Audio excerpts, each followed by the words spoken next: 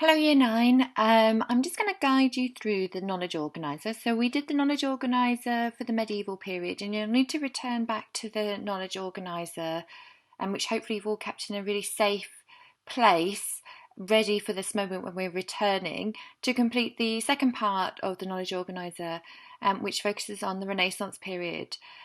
Which we have just completed today. And I'm hoping I'm going to guide you through how to fill this in for most of the areas. So really you need to listen and complete the knowledge organiser.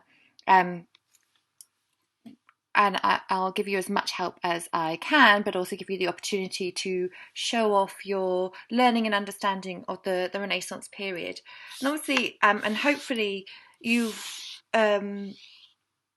understood that one of the main kind of overarching concepts and themes of medicine through time, or our study of medicine through time, this idea of change and continuity, and how change happened, or why things still existed or stayed the same throughout time in terms of medicine. And we couldn't really do that with medieval period because it was our first time period, but now hopefully you'll see that a lot more, how things have changed or stayed the same in terms of medicine.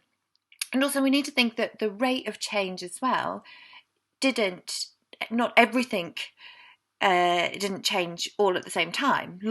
It happened in lots of different stages, so the rate of change also was different comparing different time periods. And we'll see that even though change during the Renaissance period did start to happen, it was at a fairly slow rate, and it didn't happen for all areas of medicine. We're only really seeing change happen really at the kind of higher echelons of society, between the rich and the scientific communities, but we're not actually seeing very much change happening down to the ordinary people during the Renaissance time.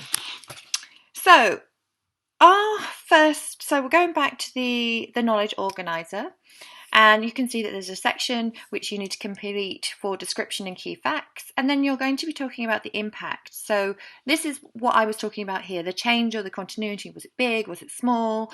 For example, and that's using your own kind of judgment, but which is grounded in your knowledge and understanding of the Renaissance period. Okay, and when we're talking about description and key facts, so that's your dates, your names, any details which you think would be important. So our first slide, we're really looking at Andreas Vesalius here, this lovely gentleman here, and he's a really famous anatomist, sorry. And the idea with anatomists is that they draw, you can see one of his famous images here. So he drew these elaborate and beautiful drawings of the human body that, as you can see, are fairly detailed and quite accurate to our own understandings of what the body would look like.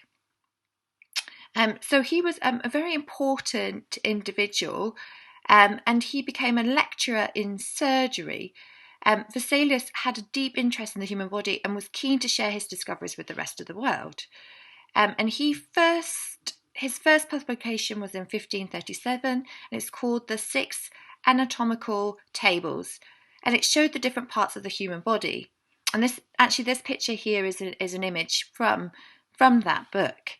And he labelled the human body in lots of different languages: Latin, Greek, Hebrew, and Arabic.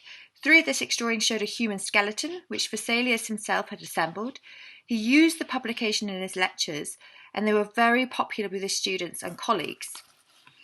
And then 6 years later, in 1543, Vesalius published perhaps his most famous book, which is called On the Fabric of the Human Body.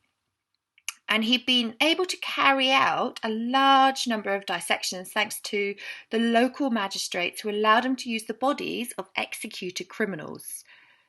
And it was from this dissection that Vesalius was able to identify some of the errors that Galen, remember Galen from the medieval period, had made in his, and I think it was almost 300 in total that Vesalius was able to identify.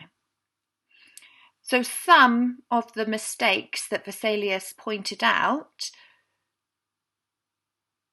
in the works of Galen were that the human lower jaw was in one part, not two. That'd be one example. Men did not have one fewer pair of ribs than women. That the human liver did not have 5 separate lobes. The human breastbone was in 3 parts and not 7. So he also argued, so he found faults with Galen. That'd be, and I've given you some examples there. And he also argued that other doctors and physicians should not follow the old texts of those from Galen and Hippocrates, but instead should observe and dissect the human body themselves in order to find out how the human body worked. So when we're looking at impact here, did this cause change? Well, yes, it did cause change. Yeah, it changed. It started to influence the scientific community. So he started to spread his ideas amongst other scientists by highlighting that actually, Galen was wrong. And this also, remember how important the church was, this also undermined the role of the church. But we can't say that it was, this was a big change for the whole of Renaissance period, because this understanding of the human body was something that was only shared amongst the scientific community and not with your average day people. But this also didn't really help to understand the causes of disease, and therefore treatments couldn't be addressed. So therefore, again, it wouldn't really help the everyday person. Okay? And there's some other factors here that led to change in continuity for Vesalius here. And then if we move on, we have William Harvey here.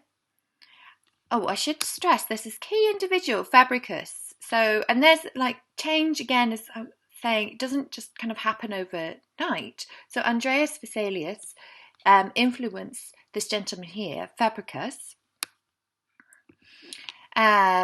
who was an Italian doctor and lectured at Padua University, who then taught William Harvey the ideas of Vesalius. So we can see how ideas are really important and influential to change during the Renaissance period. After all, the Renaissance period is called the period of rebirth. So William Harvey is our next key individual here, and we've talked about him fairly recently in our previous lesson. And William Harvey, so if you're filling out your details and key facts here, William Harvey was born in 1578. He studied medicine at Cambridge and then at the famous medical school in Padua, which is a connection between all the Renaissance doctors. In 1650, he became a lecturer of anatomy at the College of Physicians, and by 1618, he was one of the royal doctors for James I. Harvey, following on from Vesalius, had a keen interest in dissection and observing the human body in order to improve his knowledge of the human anatomy. And he would carry out these dissections in a public setting. He also taught taught all of his students that it was very important to observe the human body and believe what they saw rather than what was written in the classical text by Galen and Hippocrates. Harvey was particularly interested in blood, and we've already looked in our previous lessons. I'm not going to go too much about this, but his idea disproved Galen's theory about the circulation of blood. And he discovered that the blood, rather than being used up, is circulated around the human body.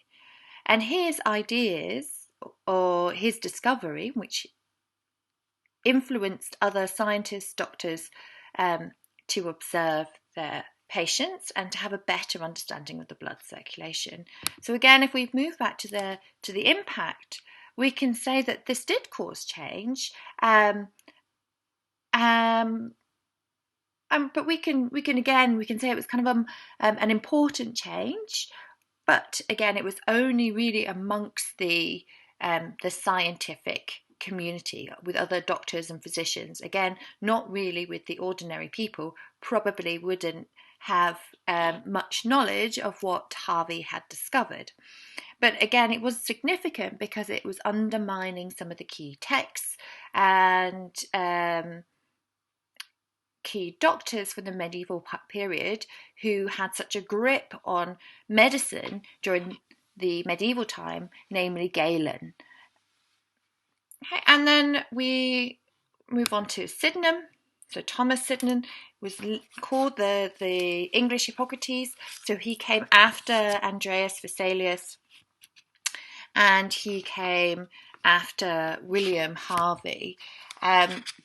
Very important for moving medicine away from the ideas of Galen and Hippocrates.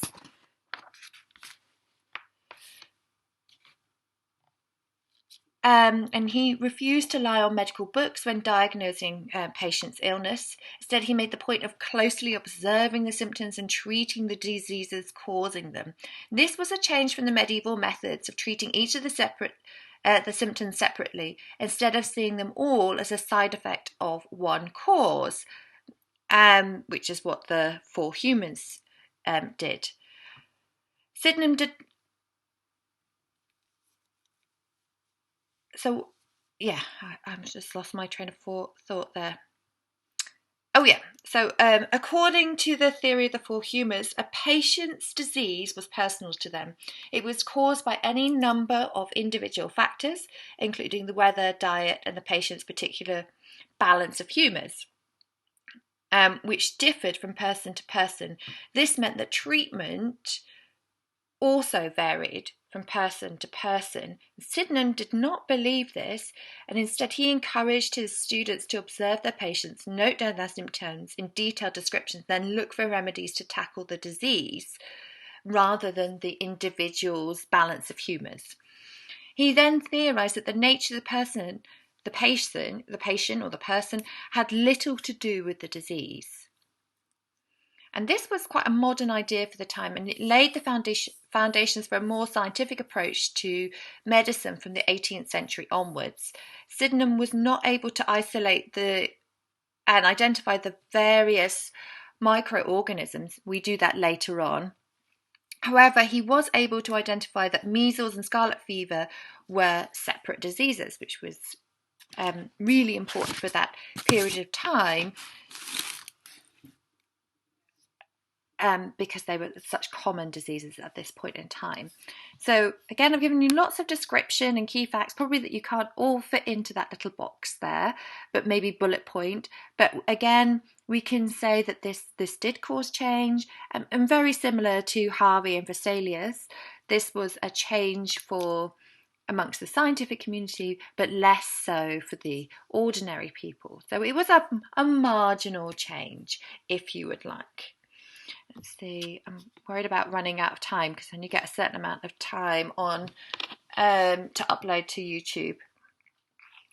So they're the causes. So what led to change? What are the underlying reasons for change happening during the Renaissance period? And we can definitely talk about individuals here. So why did change happen? And then we're going to be, I'd say another underlying reason for why change happened was this idea of the Gutenberg press, the printing press, which was developed in 1440 by a German individual by the name of Johannes Gutenberg. And this was really significant in the communication of these new scientific ideas throughout not only England but Europe as well. And this was really important because previously the only people or the only organisation which could spread ideas was the church in the medieval time. And obviously they had interest in only spreading religious information and not so much scientific. Definitely the religious or the church would have seen this new scientific movement as a threat to their authority. But the Gutenberg press was able to print scientific journals such as that produced by the Royal Society and the works of Sydenham and Vesalius and Harvey, and spread it throughout and communicate their new ideas throughout Europe, thereby undermining the role of the church and also spreading these new scientific ideas much more quickly, much quicker, and also more accurately as well. Moving on, another way in which ideas, these new ideas, were communicated was through the Royal Society. So again, we're seeing this idea of the scientifics, physicians, the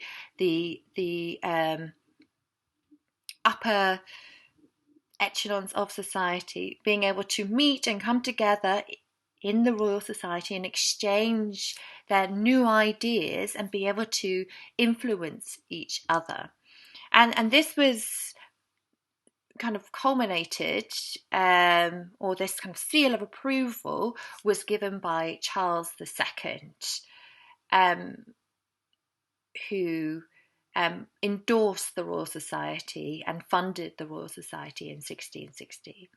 And the Royal Society produced this wonderful journal, which still exists today, called the Journal of Philosophical Transactions. Within it would have the ideas of Sydenham and Harvey. So it was very fashionable during the Renaissance period to